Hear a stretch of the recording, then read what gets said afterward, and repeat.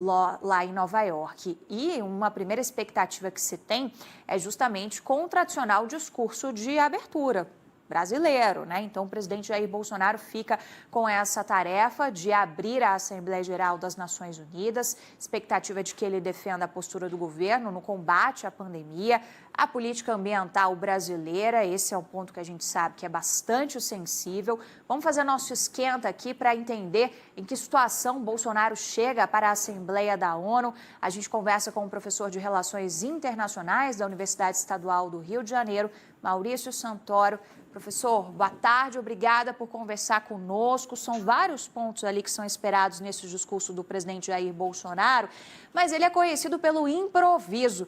É aí que mora uma certa cautela na hora da gente analisar o que pode ser falado pelo presidente da República?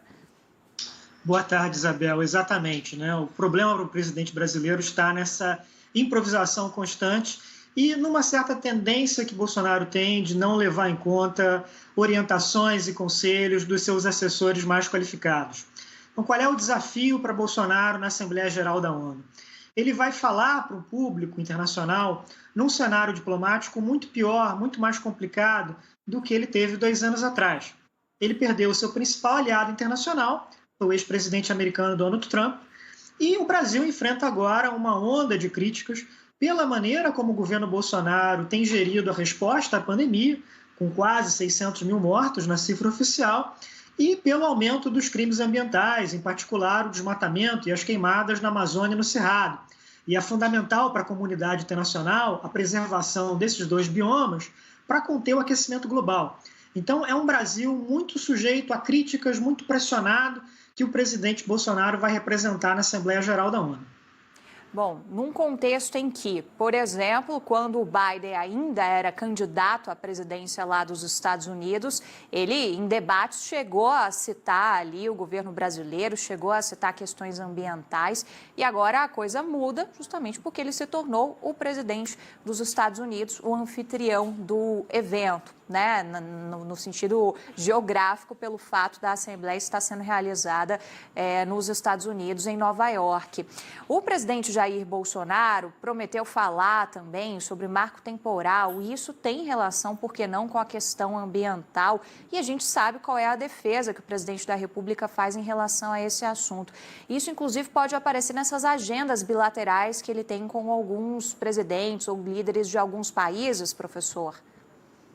Exato, Isabel. E a grande ausência diplomática até agora na agenda do presidente Bolsonaro é um possível encontro com o presidente americano Joe Biden. Até agora, os dois não se falaram, apesar do Biden ter assumido o cargo já há vários meses, no final de janeiro, e do presidente Biden já ter conversado com praticamente todos os outros chefes de Estado relevantes para o governo americano. E essa relutância do Biden em encontrar o Bolsonaro tem tudo a ver exatamente com a questão ambiental, com o problema da Amazônia. E os povos indígenas acabam entrando também nessa discussão, porque as terras indígenas brasileiras são também os espaços mais importantes de preservação ambiental, né, junto com os parques nacionais. Então, quando se tem, por exemplo, a presença de garimpo ilegal em terras indígenas, ou movimentos no Congresso para limitar aqueles territórios ocupados pelos povos indígenas, isso tem uma repercussão internacional também muito negativa, porque se vincula com a questão ambiental, com a questão da mudança climática. Então, é uma dificuldade grande para o presidente Bolsonaro. O encontro mais importante até agora, sem sombra de dúvida, foi com o premier britânico, Boris Johnson. Bolsonaro tem alguns outros itens na agenda também, o encontro com o presidente polonês, que também representa uma nova vertente conservadora na Europa, que tem algumas semelhanças ideológicas com o bolsonarismo, mas a Polônia não é um grande parceiro econômico para o Brasil, ao contrário, por exemplo, dos Estados Unidos. Bom, levando em consideração essa agenda e esse contexto em que o presidente Jair Bolsonaro faz novamente um discurso em uma Assembleia Geral da ONU, dá para dizer que o Bolsonaro de hoje ele está muito mais pressionado, e não só por fatores externos, mas também por fatores internos, depois de toda a crise e o ambiente muito ruim que se construiu nos últimos meses de atritos entre os poderes, que só baixou um pouquinho a temperatura, a coisa só foi esfriar depois de uma verdadeira intervenção do presidente Michel Temer com a carta que foi feita por ele, assinada pelo presidente Jair Bolsonaro.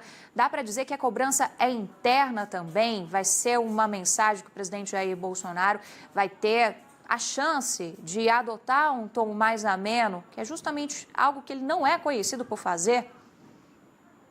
Não, nós temos aí uma pergunta, né? Quer dizer, qual é o Bolsonaro que vai falar na Assembleia Geral da ONU?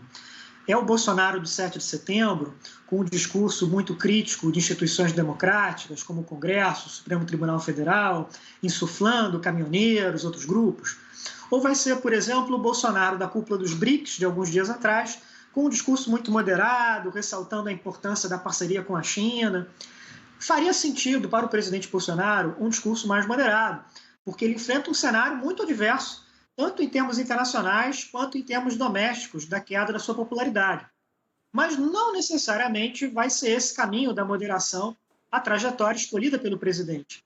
Ele pode muito bem optar por um discurso mais radicalizado, voltado para aquele núcleo mais aguerrido dos seus seguidores, né? aquele grupo mais apaixonado, que quer ver um discurso contundente, quer ver uma confrontação com as grandes potências.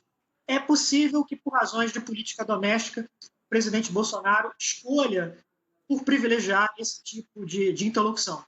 Mas faria muito mais sentido para o Brasil, pensando na realidade nacional brasileira, essa busca de um diálogo melhor com os Estados Unidos, com a União Europeia, em busca de investimentos, em busca de comércio, de facilitação de viagem para os brasileiros que já foram vacinados e de cooperação médica para combater a pandemia. Essas são hoje as nossas prioridades, as nossas urgências. Teve uma outra mudança nesse meio tempo também, professor, que foi no próprio Ministério das Relações Exteriores, que era muito contaminado por questões ideológicas, com o ministro mais potente nessa área, se é que a comparação ali é dura, né? Porque eram vários ali no páreo. Mas o Ernesto Araújo pegava a questão ideológica de forma muito forte e numa área que é muito delicada, porque é como a gente se mostra para a comunidade internacional. Essa troca no Ministério das Relações Exteriores, no Palácio do Itamaraty, pode ter influência também a partir do perfil do novo ministro? O ex-ministro Ernesto Araújo era talvez a voz mais influente dentro do governo da chamada ala antiglobalista, que, entre outras coisas, era muito hostil às instituições multilaterais como a ONU. Então, não é por acaso que o discurso do Bolsonaro em 2019 foi um discurso muito crítico de toda essa agenda internacional, essa cooperação diplomática. Agora, com o ministro França, nós temos um cenário que, pelo menos do ponto de vista do discurso oficial, mudou um pouco, se tornou mais moderado. É questionável até que ponto isso realmente representa uma alteração substancial da política externa. Então, esse discurso agora na ONU vai ser uma prova, um teste muito importante para a gente realmente averiguar se houve essa mudança, né? Mas, assim, pelo menos a fala na cúpula dos BRICS já foi alguma coisa um pouco diferente. Ainda não foi aquela diplomacia tradicional brasileira, abraçando as organizações internacionais, essa cooperação multilateral, mas já marca uma diferença de tom para o que era o Itamaraty sob a gestão do ministro Araújo. Professor, muito obrigada pela sua análise, pelos seus conhecimentos. Amanhã a gente vai conferir, então, qual de fato vai ser o tom adotado pelo presidente da República. Até uma próxima, boa semana. Aguardemos então, Isabel. Muito obrigado, uma boa tarde.